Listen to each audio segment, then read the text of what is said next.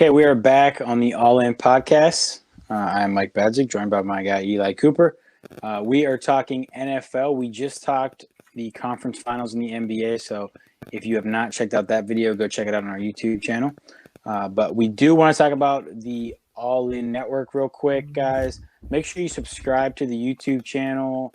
You can find our podcast. Rain and Bliss just released a new episode. All in Politics is one of the best podcasts out right now that I listen to. They're super informative with the politics. So if you're in politics at all and you want to get a grasp on everything going on, make sure you're tuning into them. And you can find them on the YouTube channel as well as their feed. And then Beast Gaming also just released a new pod about esports and that everything in that realm. So if you're interested in that, make sure you check them out. If you go to allinnetwork.net, you can find links to all of those podcasts on their audio feeds, as well as see all the blog posts that we're doing and other people are doing for us. So make sure you check that out. And make sure you turn on the notification button on our YouTube channel so you know when we are going live and when we drop new content. And if you go to the website, you can also get a free 30-day trial to Amazon Prime. If you are a student, you can also get a free 6-month trial for Amazon Student. You can find that stuff on our website. We also have articles. We have a new blog writer named Mike Burton Moran, who had an excellent article about the correlation, or should say lack thereof, of socialism and dictatorships, and how the two do not have to coexist. It was an excellent read. Probably the best article as that I've seen on the website, and I am someone who has written quite a few. So I'm not being biased in any way, shape, or form. Yeah, it was an excellent article. You can also find our merchandise there as well. For All In Network and Rain and Bliss. Their merch store is also available there on the website. It's getting cold outside. Grab you a hoodie. Both stores have some excellent merch.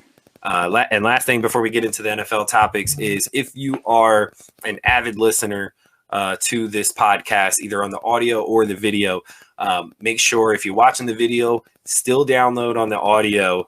Even if you don't listen, obviously, if you watch on YouTube, you don't have to listen, but make sure you hit that download button.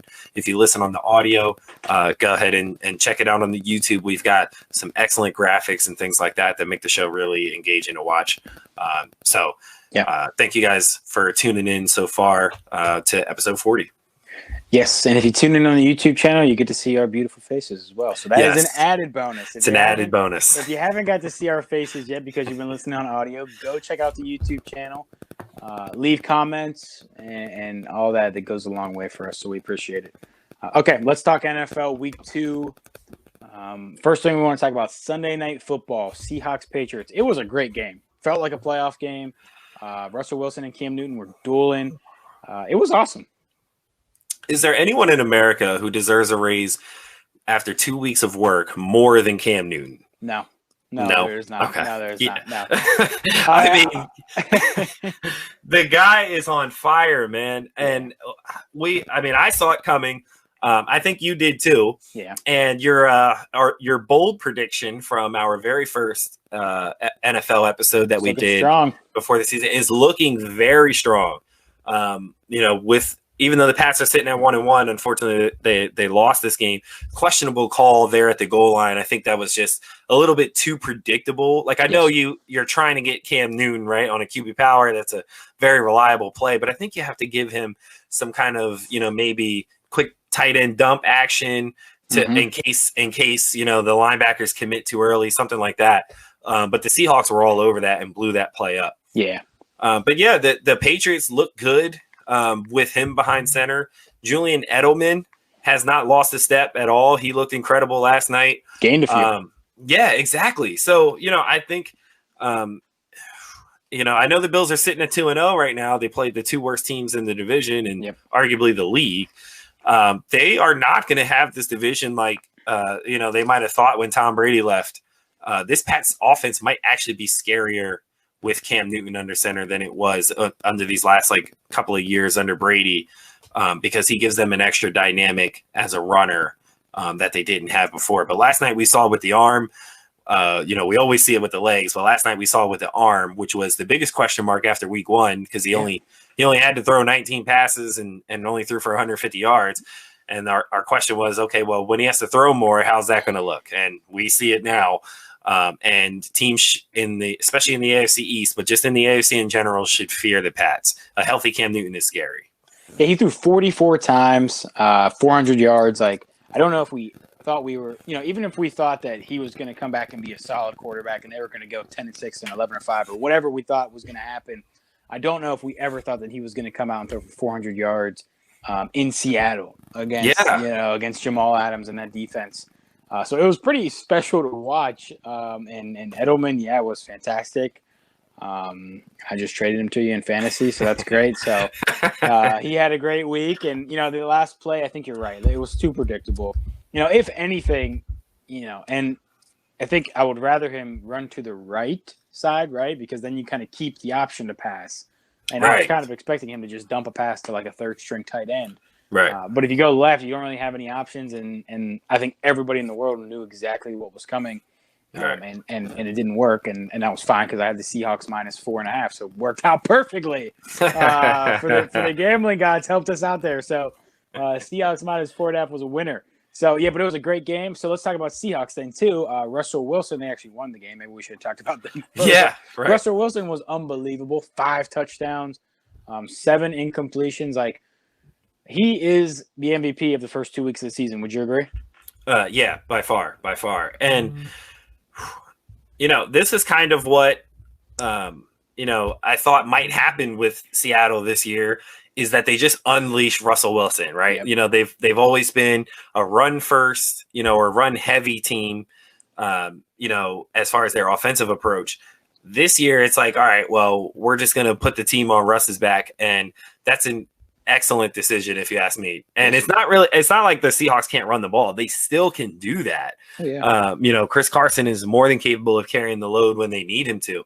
But I don't know. This offense is just incredibly explosive with Lockett and DK Metcalf, out wide, and obviously Russ under center. I think the Seahawks team is dangerous. They're certainly a contender here after 2 weeks, and Russell Wilson is also in the MVP discussion, and like you said, probably the front runner. Yeah, he is my favorite player in football right now. He's just so fun to watch. I would never bet against that guy. They had that 3rd and 1 at the end there, and they threw it deep to Lockett. I didn't really like that.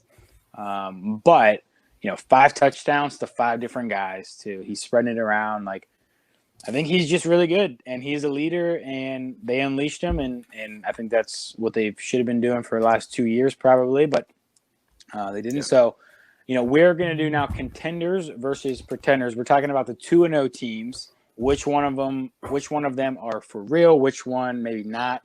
We're not even going to talk about the Seahawks, right? Because they are definitely a contender. So let's start with the Patriots, biggest rival in the AFC East, the Bills, who have beaten the Dolphins and the Jets in back-to-back weeks. Are they a contender or a pretender, Eli? I think they're pretenders. I picked them to win the division, so this says a lot. And they might very well still win it. We'll see how their showdown with the Pats goes.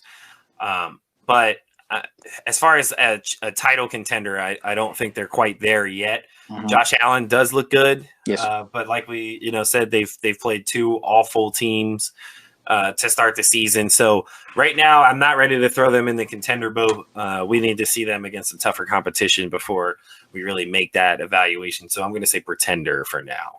Yeah, I'm probably going to say I don't know for right now, but if I had to rate it off of these 2 weeks, I guess I have to say contender because of how good they looked and how good Josh Allen looked. I don't think that they are a Super Bowl contending team. If that's what we mean by contender, I will not call them that kind of a contender. So maybe they are a pretender. I think this is the week where we maybe find out more, right? They play the Rams this week, who are a team that we're probably going to talk about in this same segment here as a contender or pretender. But we're going to find out a lot about Josh Allen. Can he score on a really good defense? Can he throw the ball the way he has been in the first 2 weeks, which has been really impressive? And we know what the defense is there in Buffalo. I think it's going to be a really good battle for the AFC East between the Pats and the Bills. So I guess I'll call him a pretender then if we're saying championship contender. Okay, next team. We're going to talk to the AFC North. 2-2-0 teams. I think both of these teams were pretty safe calling contenders. Definitely the Ravens, I think, just based on everything we know about them.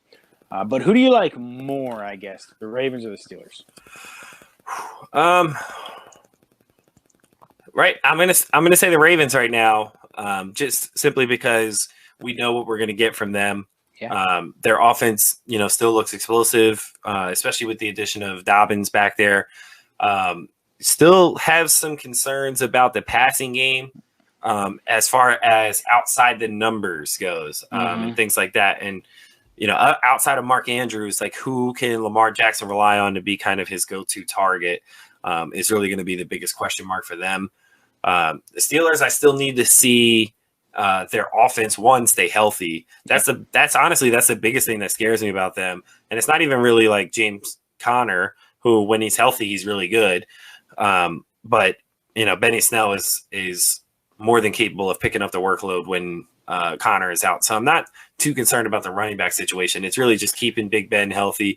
They got off to a little bit of a slow start in week 2, but then some young receivers for the Steelers made some big plays.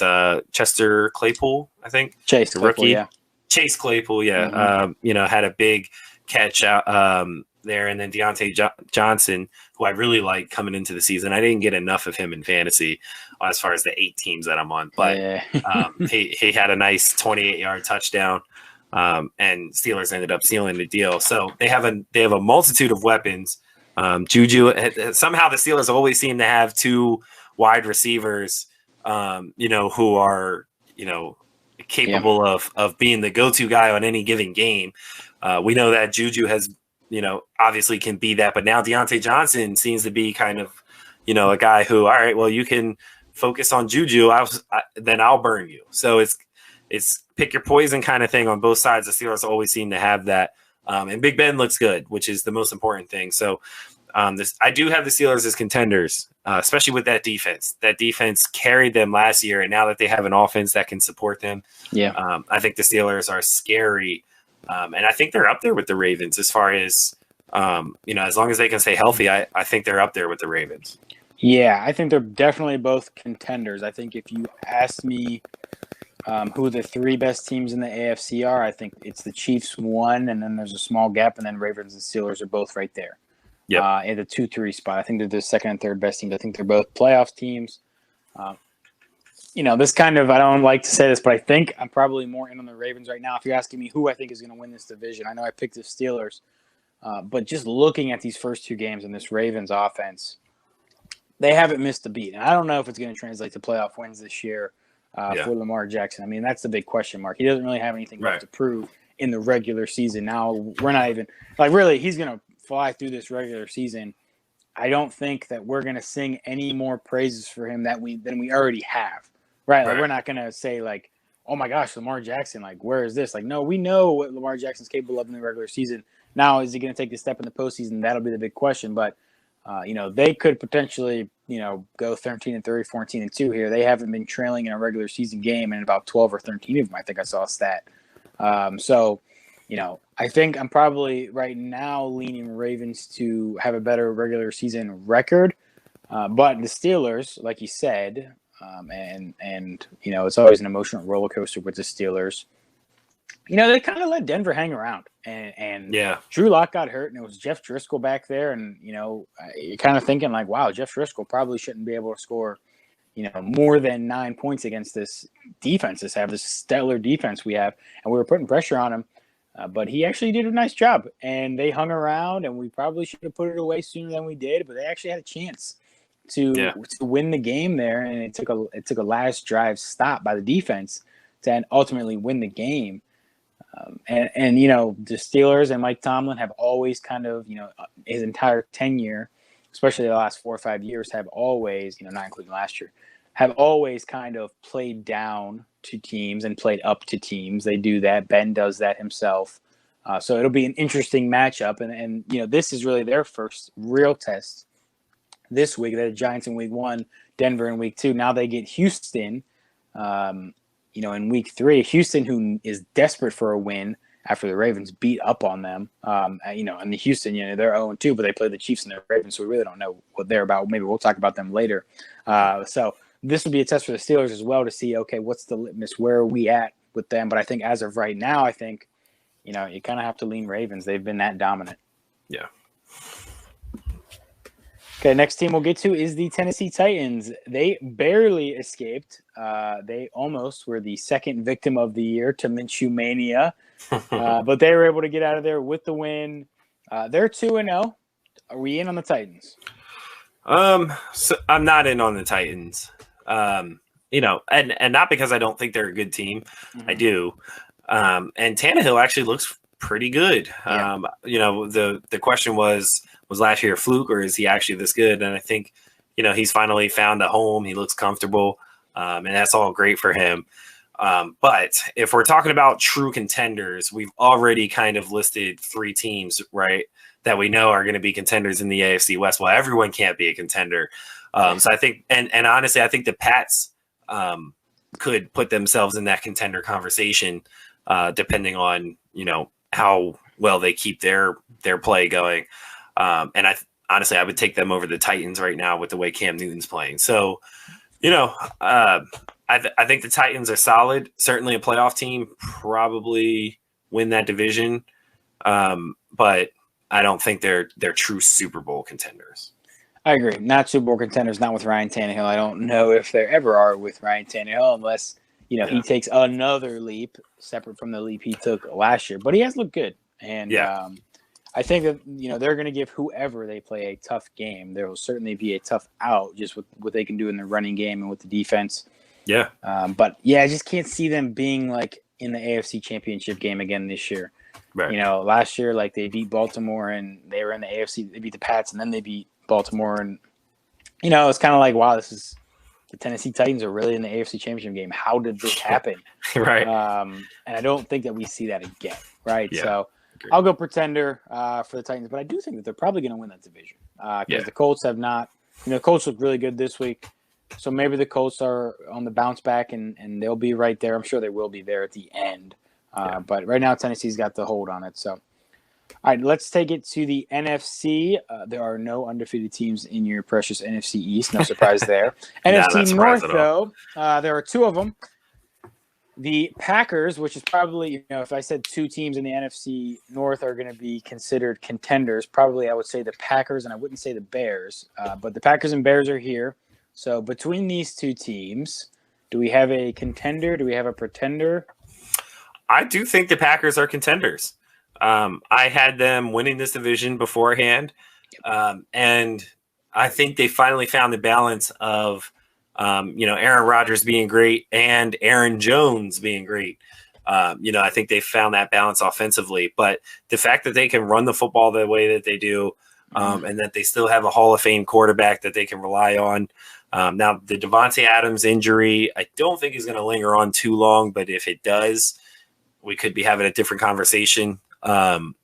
Because Rodgers relies heavily on him. Oh, yeah. So, we could be having a different conversation there. But I do think the Packers are legitimate contenders, especially in NFC that doesn't seem to be super tough. A lot of the teams that we thought were going to be good have not panned out so well, especially out in the West, which we'll get to. But, I think the Packers are legit.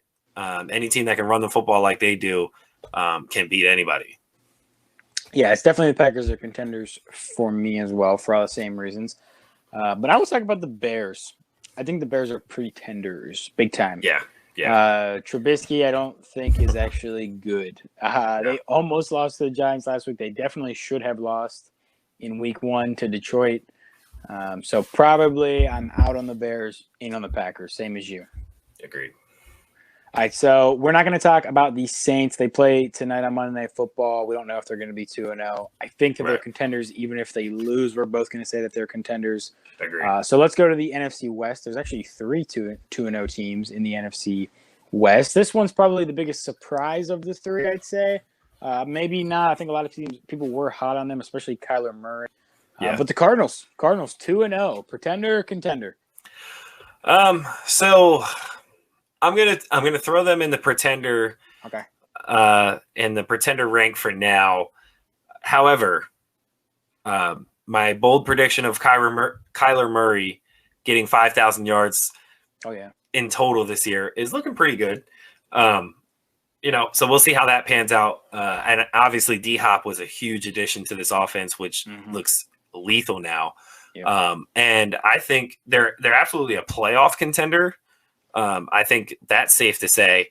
But when it comes down to it, I still think the Rams, Seahawks, I think the Packers are better than them. I think the Saints are better than them. So, I think they have a tough way to go, but I would not be shocked if they made the playoffs. I wouldn't even be shocked if they won the division. Wow. I wouldn't be shocked either, actually. So, but I do think that they are, quote unquote pretenders here. They have a good chance to make the playoffs. They are very solid. Kyler Murray is really, really good at football. And I think we all knew he was going to be, especially coming into this year, all the praises he was getting. He's been great. They beat the Washington football team. I don't know what that means. I mean, the Washington football team beat up on your guys. So maybe they're good. They certainly have a good defensive line anyway. Yeah. Right. So, I can't see the Cardinals, making this run and Kyler Murray being this guy in his second year in the league and taking them to the NFC Championship game, anything like that. So I'll call him a pretender that way.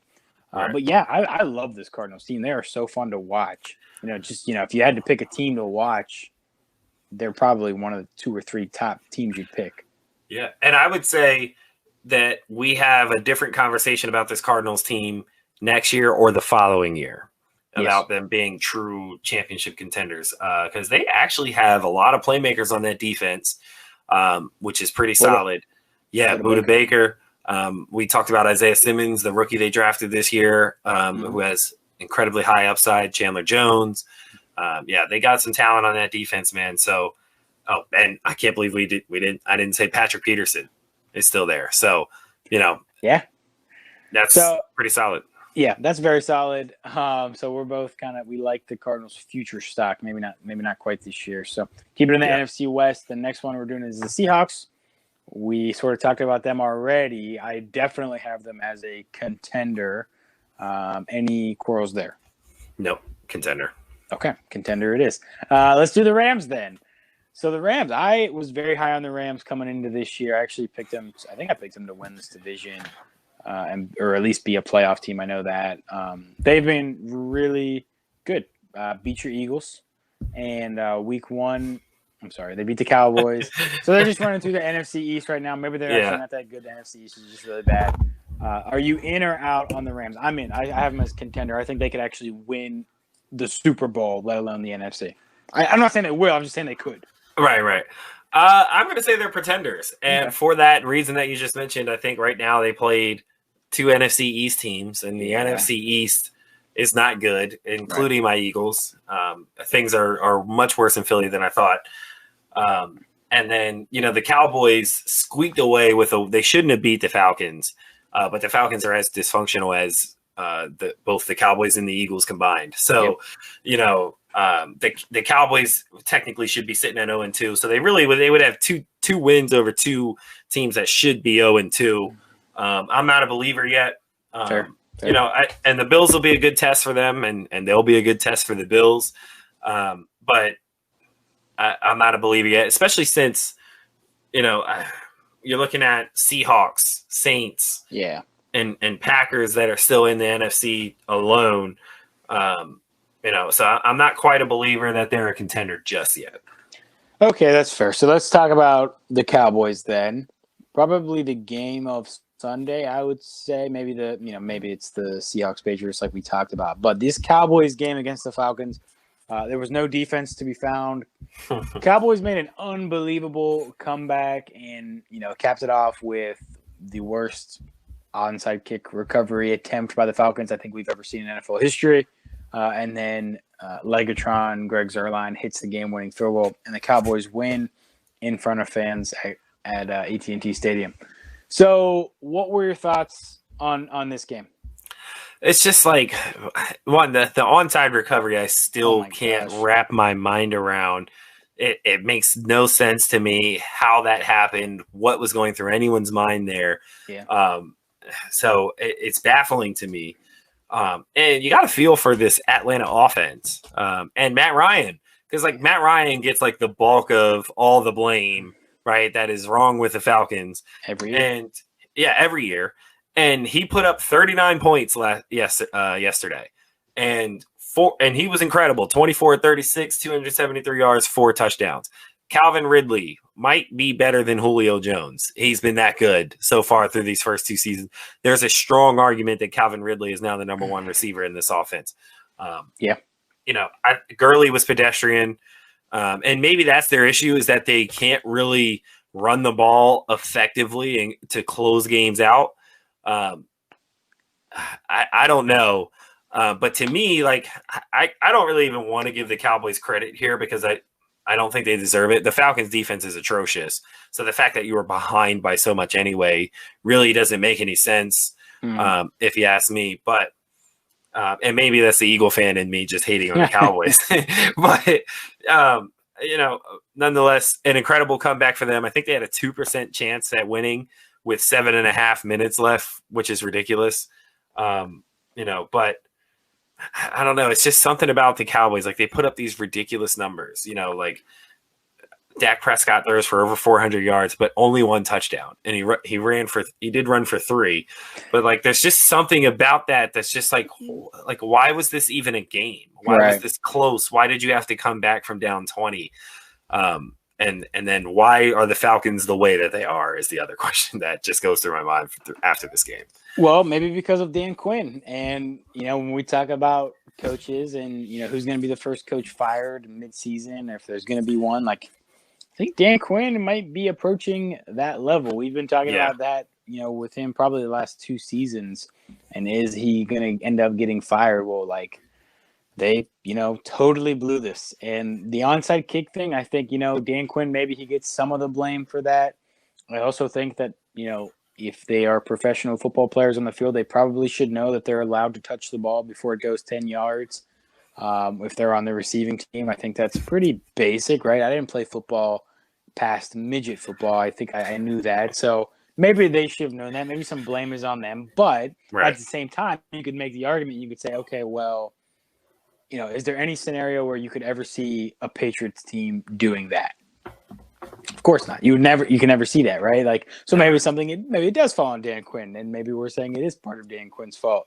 But they lost this game. They should have won this game. Now they're 0-2. I think the Cowboys, I don't like the Cowboys. And you're an Eagle fan, and I'm a Steeler fan, so we share this common sports hatred for the Cowboys. Yeah. This is one of the few things we share. And they should have lost. Their defense is bad. The Falcons' offense is good, but that Cowboys' defense is so bad. Yeah. And really, the offensive line is not that great either. Dak Prescott, yes, he ran for 3 touchdowns. I don't know if that's something he's trying to do every week. So you wonder what's sustainable out of this game for that Cowboys offense. But they moved the ball well. They didn't quit. There's something to be said about that, I guess. Mike McCarthy was about to join Dan Quinn on that hot seat. If they probably would have lost this one, he would have been, after 2 games, people talking about it already, because that's just how it goes when you're the coach of the Cowboys. Yep. But he's won the game now, so nobody cares. So screw the Cowboys. But they're 1-1.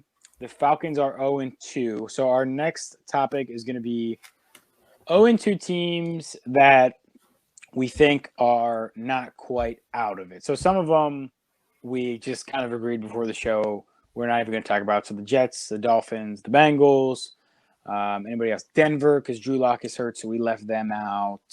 The Giants, without Saquon for the rest of the year, it's going to be tough for them.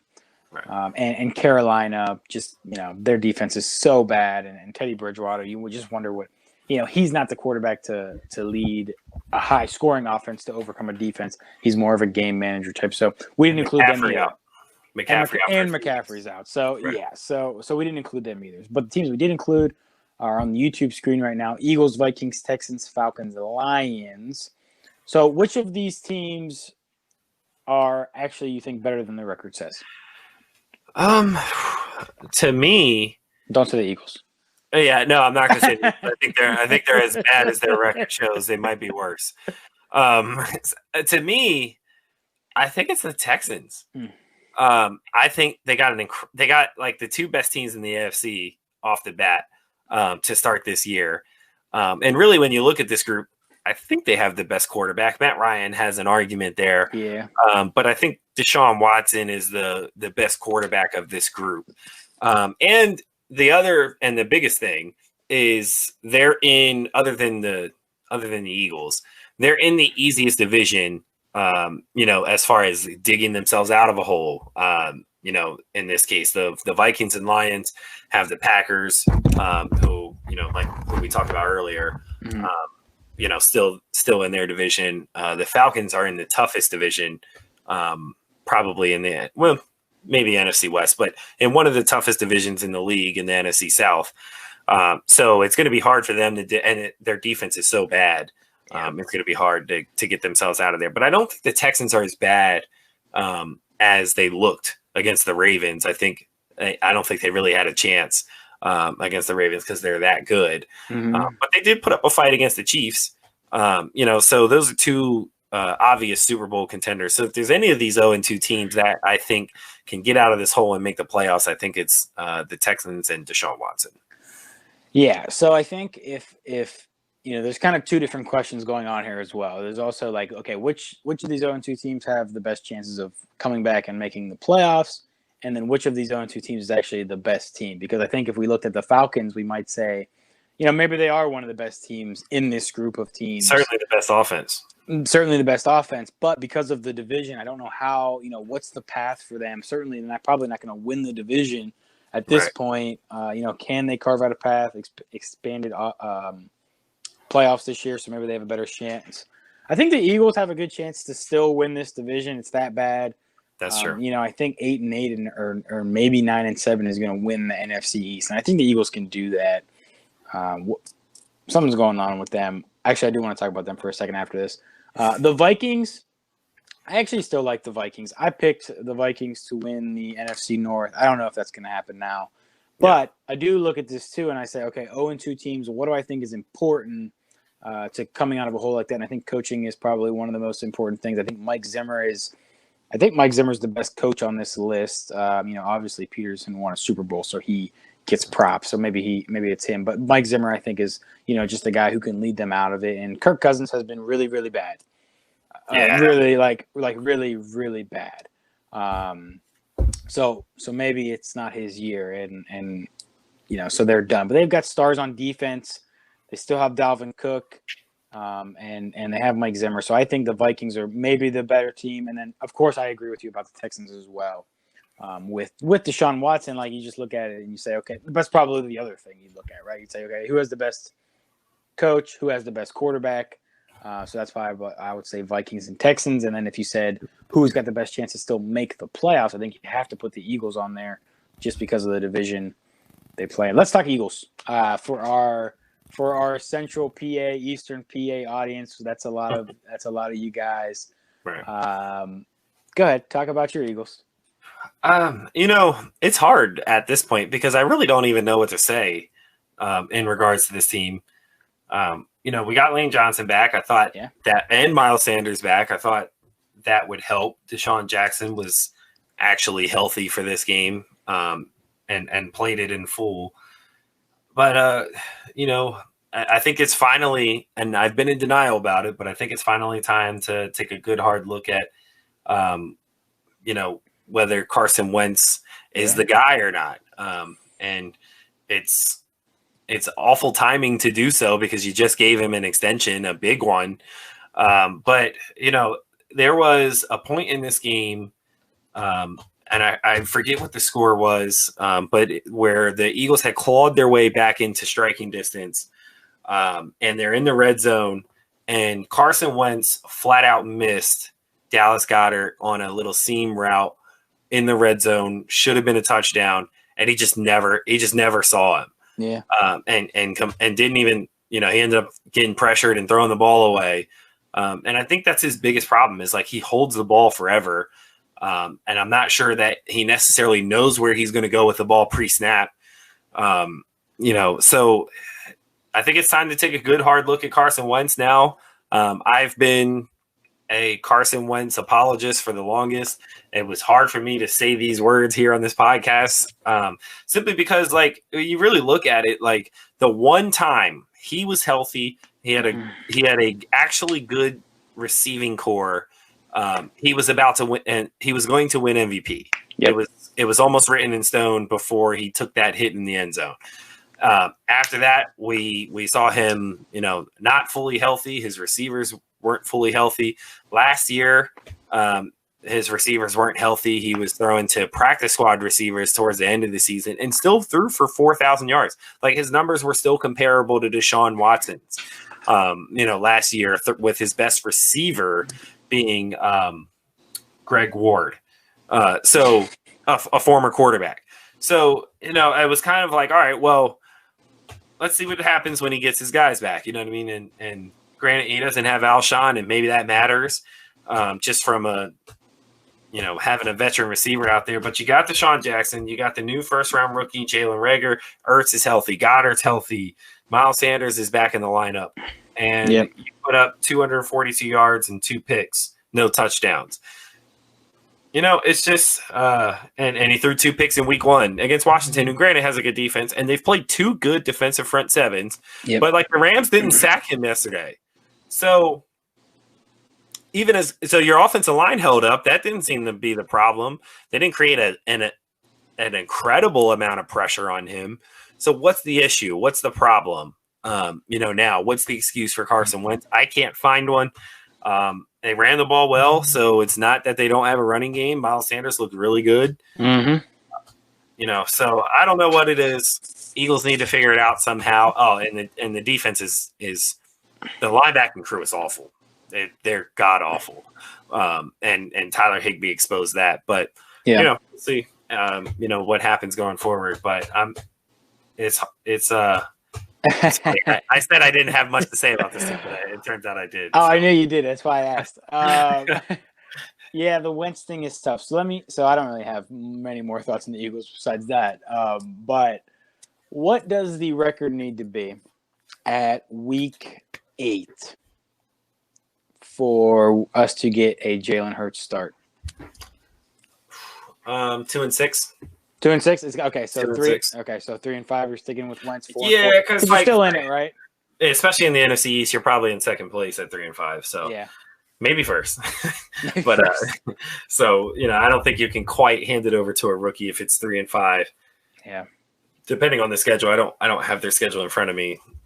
So I think 2-6, you're kind of like, all right, well, Wentz probably isn't the guy, and I don't know what you do if he's not the guy after giving him that extension, but you certainly have to take a look at Hurts at that point. Yeah, rough times for Eagles fans. It'll get better. Don't worry. They'll figure something out. Peterson, I know he's hurting right now, guys.